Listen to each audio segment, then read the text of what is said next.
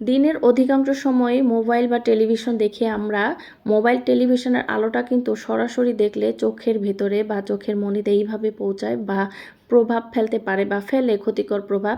তো প্রোটেক্টার গ্লাসওয়ালা চশমা পরে এই দুইটা কাজ করলে কিন্তু প্রোটেক্টার গ্লাসটা ভেদ করে আলোটা চোখে পৌঁছাতে পারে না, আর চোখটা সুরক্ষিত থাকে। যদিও 5 বছর পরে চোখের পাওয়ার কমতো, সেটা হয়তো 5 বছর আগেই কমে যাবে। সেজন্য আমি চিন্তা ভাবনা করলাম চোখের জন্য প্রোটেক্টার গ্লাসওয়ালা একটা চশমা নিব। আমি তো ভেবেছিলাম আমার চোখে পাওয়ার লাগবে না, তো প্রোটেক্টার গ্লাস প্রথমেই আমি পছন্দ করেছি, আর যে গ্লাসের ফ্রেমটা পছন্দ করছি। পার্পেল কালার নেব নাকি হালকা পিঙ্ক কালার নেব নাকি এখানে নেভি ব্লু কালারও আছে, কোনটা নিব ভেবে পাচ্ছিলাম না। তো অবশেষে আমার একটু পার্পেল কালারটাই পছন্দ হয়েছে।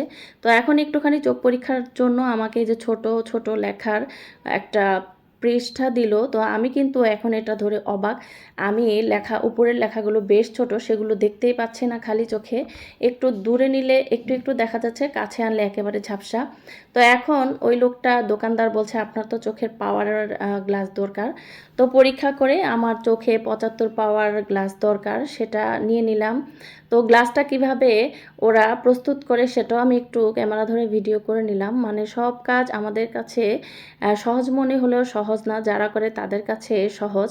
তো যাই হোক, এই যে চশমার ফ্রেমের যে গ্লাসটা, সেই গ্লাসটা খুলে পাওয়ারওয়ালা গ্লাসের সাথে বসিয়ে সাইজটা দাগ কেটে এরপরে এইভাবে কেটে নিল গ্লাসগুলো। এখন হচ্ছে গ্লাসগুলো আর কি খুব ধারালো, সেগুলোকে স্মুথ করার জন্য এইভাবে ঘষে নিচ্ছে। আর এই যে উপরে কিন্তু পিতলের একটা কল ছাড়া একটা পাথরের চাকার উপরে পানি পানি একদিকে পানি পড়ছে আর অন্যদিকে হচ্ছে গ্লাসটা ঘষে ঘষে স্মুথ করে প্লেন করে নিচ্ছে। তো এই যে আমার গ্লাস দুইটা কিন্তু রেডি। এখন এই যে চশমার মধ্যে ফ্রেমের মধ্যে লাগিয়ে দিল।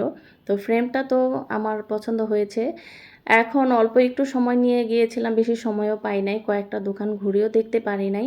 তো তারপরেও আমার মোটামুটি ভালোই লেগেছে। কালারটা একটু লাইট কালারই আমার সবসময় পছন্দ। তো চশমা পরে এখন আমাকে দেখতে বলল। এখন তো আমি একেবারে দূরে সামনে সব দিক থেকে ছোট বড় লেখা ক্লিয়ার দেখতে পাচ্ছি। তো আমরা কিন্তু চোখের পাওয়ার কমতে বাড়তে বয়স লাগে না। তো আমি মনে করি যারা ফেসবুকে কাজ করেন তাদের কিন্তু ভিডিও এডিট করা থেকে শুরু করে অনেকটা টাইম মোবাইলের দিকে তাকিয়ে থাকতে হয়। অথবা আমরা দিনের বেলা টেলিভিশন, রাতের বেলা টেলিভিশন দেখি। মোবাইল টেলিভিশনের এই আলোটা ডক্টররাও বলে চোখের ডাক্তারের কাছে যখন যাই যে বেশিক্ষণ দেখা একদম ঠিক না, আর দূর থেকে দেখতে হয়। টিভি না হয় দূর থেকে দেখলাম, কিন্তু মোবাইল তো দূর থেকে দেখা সম্ভব না।